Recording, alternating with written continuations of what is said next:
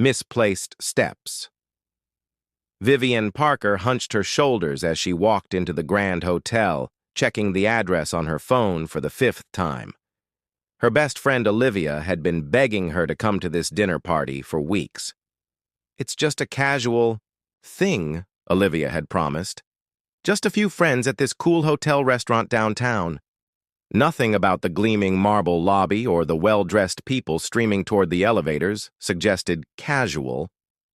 Vivian tugged at her simple navy dress, suddenly feeling underdressed. Her long auburn hair was pulled back in a practical bun, her only makeup a swipe of tinted lip balm.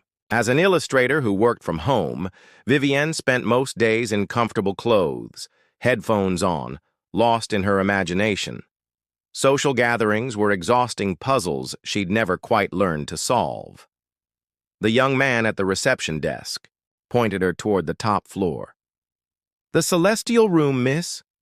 The elevator climbed 20 floors, each ding making Vivian's stomach tighten. When the doors opened, she was greeted by soft jazz and the murmur of elegant conversation. Crystal chandeliers cast a warm glow over a crowd dressed in what appeared to be designer evening wear. "Wait, hadn't Olivia said this was just dinner, eh?" Server approached with a tray of champagne.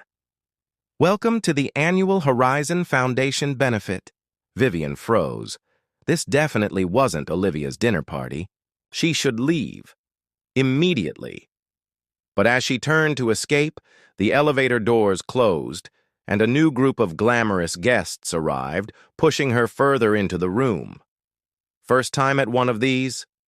A deep voice came from beside her. Vivian turned, to find herself face-to-face with a tall man in a perfectly tailored dark suit. His expression was kind, his eyes a striking shade of hazel that crinkled slightly at the corners when he smiled. "I'm actually at the wrong event," she admitted, her voice barely audible over the music. "I was supposed to meet my friend for dinner." "Lucky mistake," he said, offering his hand. "I'm Julian Reed." Something about his name sounded familiar, but Vivian couldn't place it. "Vivian Parker." "Well, Vivian Parker, since you're already here, why not stay for a drink? The food is excellent and the company—" He gestured to himself with a playful smile. At least somewhat tolerable. His self-deprecating humor put her at ease. "I don't belong here," she said honestly. Julian laughed, the sound warm and genuine. "That makes 2 of us. I'm only here because my sister would kill me if I skipped another foundation event." He leaned closer, lowering his voice. "Between us, I'd rather be at home with a good book." Vivian's eyebrows rose in surprise. "You're not what I expected. From someone at a charity gala. From someone who looks like they belong on a magazine." "Cover," she blurted, immediately blushing. Julian's laugh deepened. "I'm going to take that as a compliment. Come on, let me introduce you to the least intimidating people here. Then maybe you can tell me where you were actually supposed to be tonight." As he guided her through the crowd, Vivian caught a glimpse of a banner. The Horizon Foundation, founded by Julian Reed. With a jolt, she realized who he was. The tech entrepreneur whose educational software company had made headlines last year. She was crashing the party of one of the city's most eligible bachelors, and somehow he seemed just as out of place as she felt. Borrowed confidence. "So let me get this straight," Julian said, leaning forward across the table of the 24-hour diner they'd escaped to. "You were supposed to be at your friend Olivia's dinner party at the Velvet Room on the 2nd floor, but you ended up at my charity gala in the Celestial Room on the 20th floor?" Vivian nodded, wrapping her hands around a steaming mug of coffee. They'd slipped away from the gala after Julian had given his obligatory speech, trading champagne flutes and canapes for coffee and enormous slices of pie in a vinyl booth 3 blocks away. The universe has an interesting way of rearranging. "Plans," Julian said, his tie now loosened, jacket draped over the back of his chair. Under the diner's fluorescent lights, he looked more human, less intimidating than he had at the gala. "I should text Olivia," Vivian remembered suddenly, pulling out her phone to find 7 missed messages. "Oh no," Julian winced sympathetically as she typed a quick apology. Friend emergency? More like friend confusion. She's actually at her apartment. The dinner got moved last minute and I missed the update. Vivian shook her head, putting her phone away. So I wasn't even at the wrong event in the right place. I was at the wrong event in the wrong place. Which turned out to be exactly the right place, Julian said with a smile that made her stomach flutter. I was dreading another evening of small talk and networking. You saved me. Me? Vivian laughed. I barely said 2 words to anyone but you. That's precisely why. Everyone at those events wants something. A donation, a connection, a photo opportunity. You're the only person who looked like they wanted to be anywhere else. The waitress refilled their cups, giving them a curious look. They made an odd pair. Him in his expensive suit, her in her modest dress. So what do you do when you're not accidentally crashing exclusive parties? Julian asked. I illustrate children's books, she said, relaxing enough to reach into her bag and pull out her small sketchbook. I'm working on a series about a little girl who discovers magical creatures in ordinary places. Julian flipped through the pages, his fingers careful, his expression genuinely interested. These are extraordinary, Vivian. The detail, the imagination. It's easier to express myself through art than words sometimes, she admitted. I understand that. I built my company because code made more sense to me than corporate politics. He hesitated. Would you believe I used to have such terrible social anxiety that I couldn't order a pizza over the phone? Vivian studied him. Confident, poised Julian Reed, and found it hard to imagine. What changed? Practice, purpose, finding something I cared about enough to push through the discomfort. His eyes met hers. What about you? What would make you brave enough to step outside your comfort zone? Apparently walking into the wrong room by accident, she answered with unexpected boldness that surprised them both. They talked until 3 a.m., long after their coffee grew cold. Julian spoke about his foundation's work bringing technology education to underserved communities. Vivian shared her dreams of creating stories that helped children feel less alone. They discovered a shared love of obscure documentaries, rainy days and the quiet hours of early morning when the world was still asleep. As they finally stepped outside the diner, the city silent around them, Julian hailed a taxi. Can I see you again? He asked, holding the door open for her. Intentionally this time? Vivian hesitated only briefly before nodding. I'd like that. He smiled, relief visible in his expression. Good. Because I have a feeling that the universe doesn't make mistakes like this without a reason. As the taxi pulled away, Vivian felt herself smiling. Perhaps sometimes being in the wrong place could lead you exactly where you needed to be. Quiet revelations. Their third date was nothing like Vivian had imagined dating a successful tech entrepreneur would be. No exclusive restaurants or VIP experiences. Instead, Julian arrived at her modest apartment building with 2 thermoses of hot chocolate and a plan. The Perseid meteor shower peaks tonight, he explained, leading her to his car. I know a place away from the city lights where we can see it. An hour later, they were stretched out on a blanket in a clearing, the night sky vast above them. The silence between them felt comfortable, a shared language they both understood. Do you ever feel like you're living 2 different lives? Julian asked suddenly. There's the person everyone expects you to be, and then there's the real you. Vivian nodded, watching a meteor streak across the darkness. All the time, people see my illustrations and expect this whimsical, outgoing person. They're always surprised by how quiet I actually am. I get it. The business magazines call me dynamic and charismatic. He laughed softly. If they only knew how much energy it takes to be that person for a few hours. And yet you built this whole company, this foundation. That takes courage. Julian turned to look at her, his profile illuminated by starlight. Different kind of Courage. I can stand in front of investors or give keynote speeches because I believe in the work. It's the personal stuff that's terrifying. Vivian understood completely. She could pour her heart into her illustrations, expressing emotions on paper she could never articulate aloud.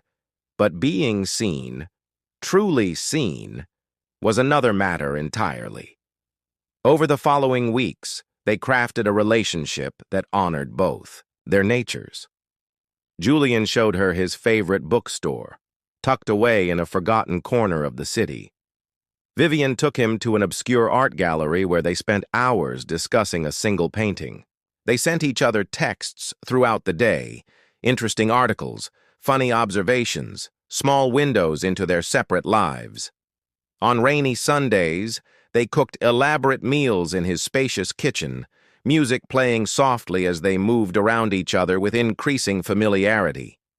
After dinner, Julian would work on coding projects while Vivian sketched, sharing the same space without needing constant interaction. "You're different with her," Julian's sister Natalie observed after meeting Vivian at a small dinner gathering. "More yourself." Julian couldn't deny it. With Vivian, he didn't need to perform or project confidence. She appreciated his thoughtfulness, his moments of uncertainty, his quiet intensity when discussing things he cared about. For her part, Vivian found herself slowly unfurling in his presence. Julian never pushed her to speak when she was processing. Her thoughts never made her feel lacking for needing solitude. Instead, he created space for her to be exactly who she was. One evening, as they walked along the riverfront at sunset, Julian tentatively reached for her hand. His palm was warm against hers, their fingers interlacing naturally. "I've been thinking," he said carefully. "I'm heading to London next month for a technology conference. Would you consider coming with me? We could visit the British Library, the museums." He hesitated. "I understand if it's too much." The old Vivian would have immediately declined, intimidated by the prospect of navigating unfamiliar social situations in another country. But something had shifted within her these past months. "I'd love to," she said, squeezing his hand. "Besides, I've always wanted to see the original illustrations of Alice in Wonderland." Julian's smile was radiant. Then it settled. That night, as Vivian sketched in her journal, she realized she was drawing Julian, not as the public figure he appeared to be in press photos, but as she saw him, gentle, thoughtful, with a quiet intensity in his eyes that matched her own. Perhaps this was what connection truly meant, not having to be anything more than yourself, and finding that somehow, miraculously, that was enough. Parallel lives. The London trip changed everything. For 8 days, they existed in a bubble of shared experiences, mornings in museums, afternoons exploring hidden bookshops, evenings attending the conference events together. Vivian surprised herself by how comfortably she navigated these new environments with Julian beside her, but reality waited for them back home. 3 weeks after their return, Vivian sat alone in her apartment, staring at her phone. Julian had canceled their plans again, an emergency investor meeting he couldn't reschedule. She understood.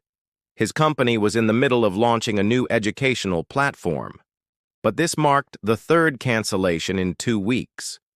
Meanwhile, Olivia couldn't stop reminding her of the disparities in their lives. "Have you seen the article about him in Business Weekly?" she'd asked during their coffee date yesterday. "They're calling him one of the most influential entrepreneurs under 35. Are you sure you're not in over your head?" The seed of doubt once planted grew quickly. Vivian's introversion, which Julian had always respected, now felt like a liability. How could she fit into his world of galas and conferences and important meetings? The thought of being scrutinized as Julian Reed's girlfriend made her stomach clench. When Julian finally called that evening, she could hear the exhaustion in his voice. "I miss you," he said simply. "I miss you too." Vivian hesitated. "Julian, are we being realistic about this?" About us? What do you mean? We live in different worlds. You're building this amazing company, changing education, attending events with people who are changing the world. And I'm just what? His voice sharpened. Just an incredibly talented artist? Just the person who sees me more clearly than anyone ever has. That's not what I meant, she said quietly. But eventually the novelty of dating someone like me will wear off. You'll need someone who can be a true partner in your public life, not someone who gets overwhelmed at the thought of a dinner party. The silence stretched between them. Is that what you think this is? A novelty? Julian finally asked. Vivian, I've dated women who thrive in the spotlight, women who are perfectly comfortable at networking events and charity functions, and I've never felt more alone than I did with them. But your life requires... My life requires authenticity, he interrupted. Something I never had until I met you. He paused. But maybe you're right. Maybe I'm not being fair to you, pulling you into my chaos. The conversation ended unresolved, a chasm growing between them that neither knew how to bridge. Days passed with minimal communication. Vivian threw herself into a new book project, working late into the night. Julian traveled to San Francisco for back-to-back meetings, his texts becoming increasingly infrequent. Then came the invitation, the Horizon Foundation's second annual gala, exactly 1 year after they'd met. Vivian stared at the elegant envelope, remembering how differently her life had looked 12 months ago. She almost declined. What was the point? But something, perhaps the symmetry of it, made her RSVP yes. The night of the gala, Vivian arrived deliberately late, hoping to blend into the crowd. She'd chosen her dress carefully, a deep emerald that made her feel, if not confident, at least not completely out of place. Her hair was swept up elegantly, her makeup subtle but polished. She scanned the room, her heart pounding. Would he be surrounded by people? Would he even want to see her? Then she spotted him, standing alone by the windows, looking out at the city lights. Just as out of place as he'd been a year ago, despite being the center of it all. Their eyes met across the crowded room, and everything else faded away. Perfect timing. You came, Julian said when she reached him, his voice betraying his surprise. He looked both familiar and different. More tired around the eyes, his posture slightly more guarded. It felt right, Vivian answered. 1 year ago, in this exact spot. You walked into the wrong room, he finished with the ghost of a smile. Best mistake anyone's ever made at one of my events.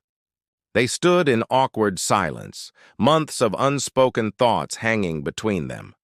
Around them, the gala continued, glasses clinking, polite laughter, business being conducted under the guise of charity. Would you believe, Julian finally said, that I've been standing here for 20 minutes hoping you'd show up? Exactly where we met. Pathetic, isn't it? Vivian shook her head. Not pathetic. I've been thinking about you every day. Then why did you pull away? She took a deep breath. Because I was afraid of not fitting into your world, and I think you were afraid too. Afraid that eventually I'd become another person who only wanted something from you. Julian's expression softened. These past few months without you, I realized something. All of this, he gestured to the elaborate event around them. It means nothing if I can't share it with someone who understands the real me. Not Julian Reed the entrepreneur, but just Julian. I've been doing some thinking too, Vivian said quietly, about comfort zones and what makes life meaningful. I told myself I was protecting you by stepping back, but really, I was protecting myself from vulnerability. She met his eyes directly. I was wrong. Julian reached for her hand, his touch achingly familiar. So where does that leave us? I think it leaves us exactly where we started. Two introverts who somehow found each other in a room full of people. He smiled, and this time it reached his eyes. I have a proposition. Another escape to the diner? She asked hopefully. Eventually. But first, he turned to the room. This is my foundation, my event. These are good people doing important work. And for once, I'd like to experience it with someone who sees beyond all that. Someone who makes me feel like I'm exactly where I'm supposed to be, even when I'm uncomfortable. He offered his arm. Would you stay? Really be here with me this time? Vivian hesitated only briefly before taking his arm. I'd like that. They moved through the event together, Julian introducing her to colleagues, Vivian discovering she had more to contribute to conversations than she'd ever realized. They weren't different species after all. They were simply two people who processed the world in similar ways, despite their different circumstances. Hours later, they slipped, away to the same diner, sliding into the same booth they'd occupied a year before. I've been thinking about that night a lot, Julian said over coffee.